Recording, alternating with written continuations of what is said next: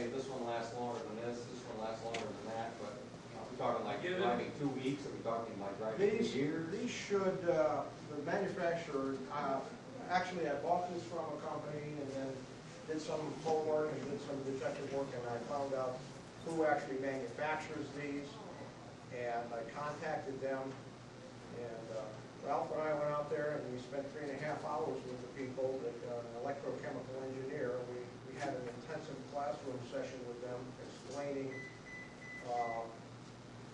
the chemistry and the electronics, the electricity that goes on with the creation of this gas.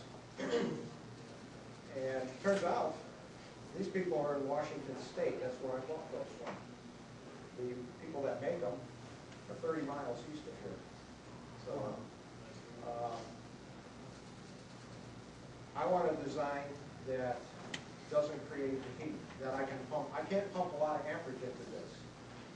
They have one of their dealers in North Carolina that is putting these cells onto diesel trucks. He's using 2 of these, ganged together, and claiming some really terrific results in mileage increases with the diesel trucks. So,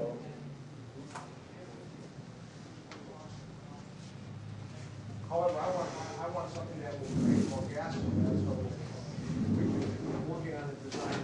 These are titanium plates in here. This is a single cell. This right now has 4 bipolar plates in it. And I'm doing experimenting on various different amounts of bipolar plates to find out what's going to be more efficient than the next. Very few people are working with titanium today. This company on the West Coast is selling titanium. There's a fellow in Michigan that is selling another titanium type of a cell. And I don't really care for the design of either one of them. So that's why we're going through trouble and working on it ourselves to try to come up with a better mousetrap.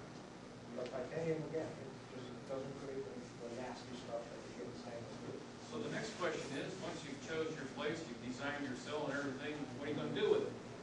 You're going to put it in a truck, car, motorcycle, boat, tugboat, ocean cruiser, which he's actually working on one with, what is that, 34-foot? 34-foot power yacht. Yeah. 4-liter diesel and everything on that. First thing, okay, this is pretty safe stuff as it goes, but it's still explosive gas. Be safe. Okay. Our typical installation setup, folks. Okay. What you're going to need. Okay. First of all, you got to build your generator cell. Okay. After that, if you're using a fluid reservoir, which I'm not on my car, he is on his car, and the other ones we're going to show you do, you need that reservoir. Okay. A bubbler, that's something we haven't talked about yet. Remember said we had to scrub the gases. Well, we want to get that sodium hydroxide and stuff out. We're going to use what we call a bubbler. We're going to feed the gases into the bottom of here, and we're going to just put water in here, distilled water, and like industrial scrubbers, when you have the gases coming up through the water, it picks up all those nasty things, and it stays in there.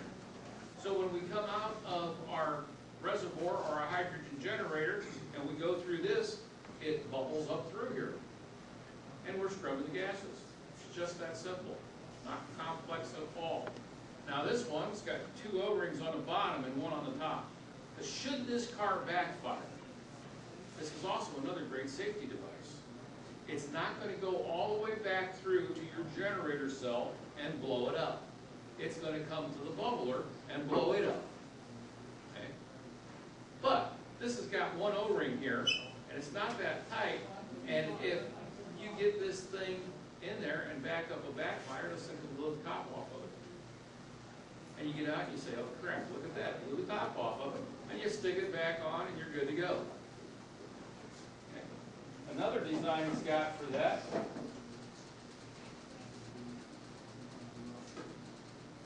I was really amused with this. George came up with this. This is the cover for a fluorescent light bulb. Polycarbonate, pretty tough stuff. And it happens with 1.25 PVC put this fitting on the top. Now, he hasn't put holes in it yet. He's gotta have to put a hole in it for the gas to come in and one up here on the side for it to come out. But up here, he's got a piece of a plastic bag, shopping bag. So if it does back up and blows out, it blows the plastic out. You unscrew the top, put another piece of plastic on, screw it back on, you're good to go. Makes it very safe, makes it controlled. So you got a couple of ways you can do that. That's a bubbler.